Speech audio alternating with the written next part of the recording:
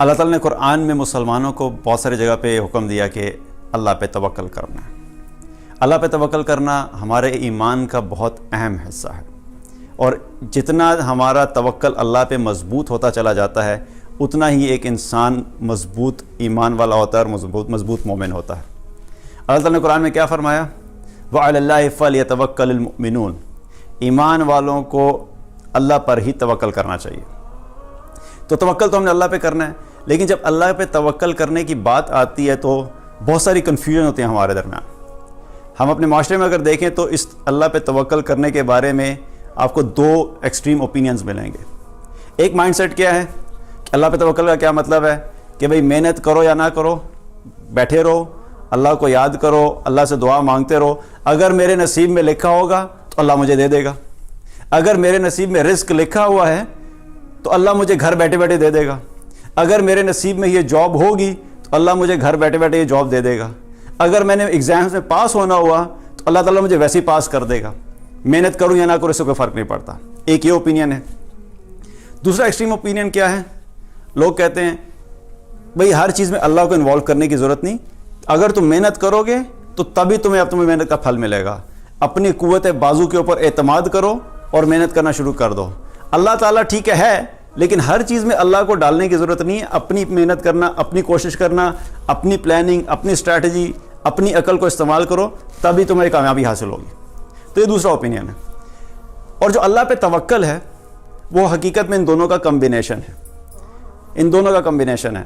ہم نے بحیثیت مسلمان ہم نے کوشش بھی کرنی ہے، محنت بھی کرنی ہے، ہم نے وہ میئرز بھی لینے ہیں جو ہمیں کامیابی حاصل کرنے کے لیے چاہیے، ہم نے اسٹریٹجی بھی بنانی ہے، ہم نے پلاننگ بھی کرنی ہے، ہم نے اپنا انٹلیکچوئل لیول بھی یوز کرنا ہے، لیکن یہ سب چیزیں یوز کرنے کے ساتھ ساتھ ہمارا توکل اللہ پہ ہوگا کہ یہ ساری چیزیں اگر میں استعمال کر بھی لوں گا یہ چیزیں میرے لیے اس وقت تک فائدہ نہیں دے سکتی، مجھے اس وقت تک فائدہ مند ثابت نہیں ہو سکتی جب تک کہ اللہ کی طرف سے میرے لیے حکم نہیں ہوگا، اور جب تک کہ اللہ کی طرف سے مدد نہیں آئے گی، اور جب تک کہ اللہ کی طرف سے یہ حکم نہیں آئے گا کہ یہ سب چیزیں میری کامیابی کا ذریعہ بنیں۔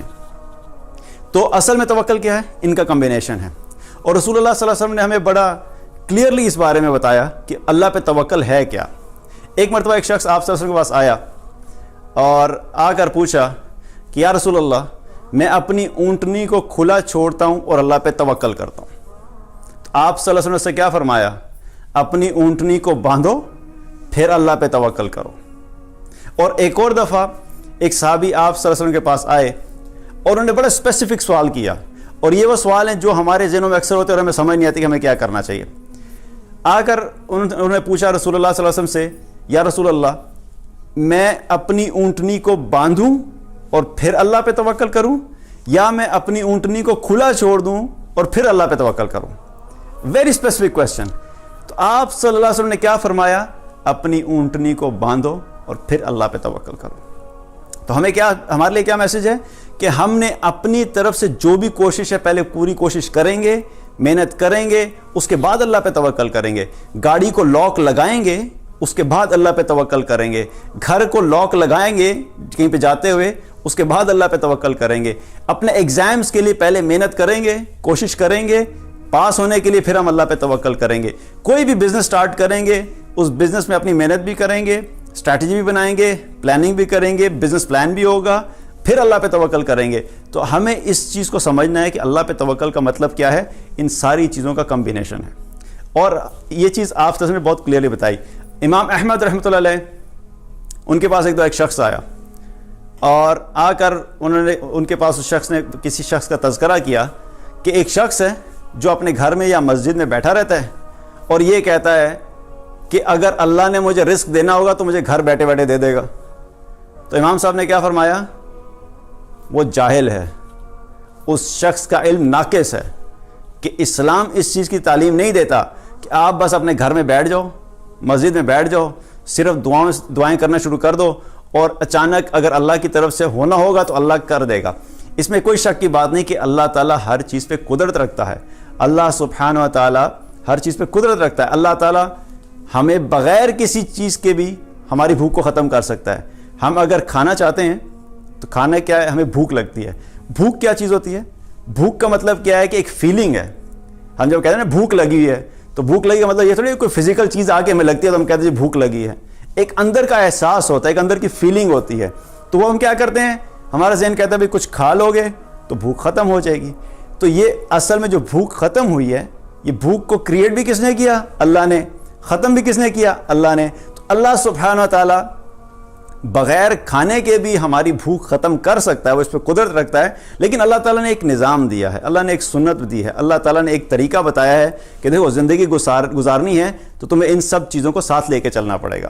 ایک اور حدیث میں آتا ہے, آپ صلی اللہ علیہ وسلم نے توکل سے متعلق کیا بتایا؟ آپ صلی اللہ علیہ وسلم نے فرمایا کہ اگر تم لوگ اللہ پہ ویسا توکل کرو جیسا اللہ پہ توکل کرنے کا حق ہے, ویسا توکل کرو جیسا اللہ پہ توکل کرنے کا حق ہے, تو وہ تمہیں رزق ویسے عطا کرے گا جیسے وہ پرندوں کو رزق عطا کرتے ہیں. اب جب اتنی سی حدیث جب ہم بیان کرتے ہیں تو اکثر لوگ اس چیز کو کیا فرماتے ہیں, سمجھتے ہیں کہ بھئی اس کا مطلب کیا ہوگا, جیسے پرندوں کو بیٹھے بیٹھے رزق مل جاتا ہے تو ہمیں بھی بیٹھے بیٹھے رزق مل جائے گا. لیکن چونکہ حدیث کا جو اگلا حصہ ہے اس کو کوٹ نہیں کرتے تو وہ ساری کنفیوژن کریٹ ہو جاتی ہے. اسی حدیث میں آگے کیا فرمایا آپ صلی اللہ علیہ وسلم نے؟ جیسے پرندے صبح اپنے گھونسلے سے نکلتے ہیں اور شام کو واپس آتے ہیں تو ان کا پیٹ بھرا ہوا ہوتا ہے. تو کیا میسج ہے ہمارے لیے؟ بیٹھے رہنے سے نہیں ہوا, ایون پرندے بھی اپنے رزق کو حاصل کرنے کے لیے اپنے گھونسلے کو چھوڑتے ہیں, وہ گھر سے باہر نکلتے ہیں, صبح سے لے کے شام تک محنت کرتے ہیں, جدوجہد کرتے ہیں, کوشش کرتے ہیں, پھر شام کو جب واپس آتے ہیں تو ان کا پیٹ بھرا ہوا ہوتا ہے.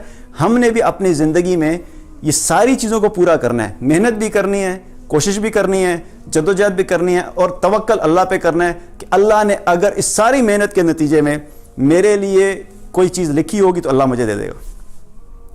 اور یہ چیز اگر ہم دیکھیں تو رسول اللہ صلی اللہ علیہ وسلم کی زندگی میں بھی ہمیں نظر آئے گا کہ آپ صلی اللہ علیہ وسلم جو تھے وہ تو ان کے ساتھ تو اللہ کی مدد تھی, اللہ کے محبوب, اللہ کی مدد بھی موجود. اس کے باوجود آپ صلی اللہ علیہ وسلم کی زندگی دیکھیں تو ہر سٹیج پہ, ہر سٹیپ پہ ہمیں نظر آئے گا کہ آپ صلی اللہ علیہ وسلم نے اسباب بھی اپنائے, آپ نے پلاننگز بھی کی, آپ نے اسٹریٹجیز بھی بنائی, اور حکمت کے ساتھ اپنے معاملات کو کیا. ہجرت کا معاملہ دیکھ لیں, جب ہجرت کا وقت آیا تو سارے مسلمان ایک ساتھ بھی تو ہجرت کر سکتے تھے, سب کے سب اکٹھے نکل جاتے, لیکن ایسا نہیں ہوا. ایک اسٹریٹجی کے تحت کیا, ایک پلاننگ کے تحت کیا. پہلے کچھ لوگ گئے, پھر کچھ لوگ گئے, کرتے کرتے جب سب چلے گئے تو آخر میں رسول اللہ صلی اللہ علیہ وسلم, ابو بکر اور علی رضی اللہ عنہ یہ رہ گئے, کیونکہ یہ that was a part of a plan. تو پھر اس کے بعد جب آپ صلی اللہ علیہ وسلم کو حکم آیا ہجرت کرنے کا تو آپ صلی اللہ علیہ وسلم ابو بکر صدیق رضی اللہ عنہ کو لے کر ہجرت کے لیے نکل گئے. پیچھے پھر حضرت علی رضی اللہ عنہ کو چھوڑ دیا. حضرت علی رضی اللہ عنہ کو کیا کہا کہ جب لوگوں کی امانتیں ادا کر کے پھر آپ ہجرت کے لیے آ جائیے گا. اور پھر ڈائریکٹ ہجرت کر کے نہیں گئے, ڈائریکٹ مکہ سے مدینہ نہیں پہنچے, پہلے کہاں گئے؟ غار ثور. غار ثور میں ڈائریکٹ بھی تو جا سکتے تھے لیکن نہیں گئے, غار ثور میں گئے, وہاں پر کچھ دن قیام کیا, اس کے بعد مدینہ گئے. That was a part of planning as well. تو اس میں کوئی شک نہیں کہ اللہ کی طرف سے احکامات تھے اور اللہ کی طرف سے ڈائریکشنز تھی, لیکن ہمارے لیے اس میں کیا پیغام ہے کہ ہمیں اپنی زندگی میں کوئی بھی کام کرنا ہے, ہمیں پلاننگ, اسٹریٹجی, حکمت یہ سب اپنانی ہے, لیکن توکل ہم نے اللہ پہ کرنا ہے اور بھروسہ ہم نے اللہ پہ رکھنا ہے. مسلمانوں کی اگر آپ ہسٹری دیکھیں, میں آپ کو کچھ ایگزامپلز آپ کے سامنے رکھتا ہوں, آپ کو اس سے سمجھ آ جائے گی. مسلمان کبھی بھی اپنے وسائل کے اوپر بھروسہ نہیں کرتا, اپنی طاقت کے اوپر بھروسہ نہیں کرتا, اپنے ریسورسز کے اوپر, اپنی اسٹریٹجی کے اوپر, اپنی عقل کے اوپر بھروسہ نہیں کرتا. وہ اپناتا سب کچھ ہے لیکن بھروسہ اس کا صرف اللہ کے اوپر ہوتا ہے. غزوہ بدر کے اندر مسلمان 313 تھے, مقابلے میں کتنے تھے؟ 1000. 313 کا 1000 سے کوئی مقابلہ نہیں بنتا.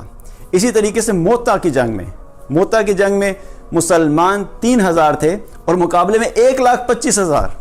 آپ اپنے ذہن سے سوچئے, آج کے دور میں بھی کوئی بھی ایکویشن, کوئی بھی عقل مند انسان, کوئی بھی لاجیکل جسٹیفیکیشن ہم اس چیز کے لیے نہیں نکال سکتے کہ یہ 3000 1,25,000 کا کیسے مقابلہ کریں گے. اسی طریقے سے یرموک کی جنگ میں مسلمان 40,000 تھے اور مقابلے میں 2,40,000. اسی طریقے سے قادسیہ کی جنگ میں مسلمان 30,000 تھے اور مقابلے میں 1,80,000. Now I ask you a question, کوئی بھی لاجیکل کیلکولیشن نکال کے ذرا مجھے دکھا دیں کہ اتنے کم اسباب کے ساتھ, اتنے کم ریسورسز کے ساتھ, اتنے کمزور لوگ, اتنی کمزور اپوزیشن, کیا اتنے طاقتور لوگوں کے ساتھ مقابلہ کرنے میں کبھی فاتح ہو سکتی ہے؟ ہماری عقل کیا کہتی ہے؟ That's not possible. آج کے دور میں بھی کہا جائے کہ 3,000 کا مقابلہ 1,25,000 سے کرا دو تو لوگ کہیں گے that's a suicidal plan, یہ تو خودکشی کا معاملہ ہے, 3,000 1,25,000 سے کیسے مقابلہ کر سکتے ہیں؟ لیکن فرق کیا تھا؟ فرق کیا تھا؟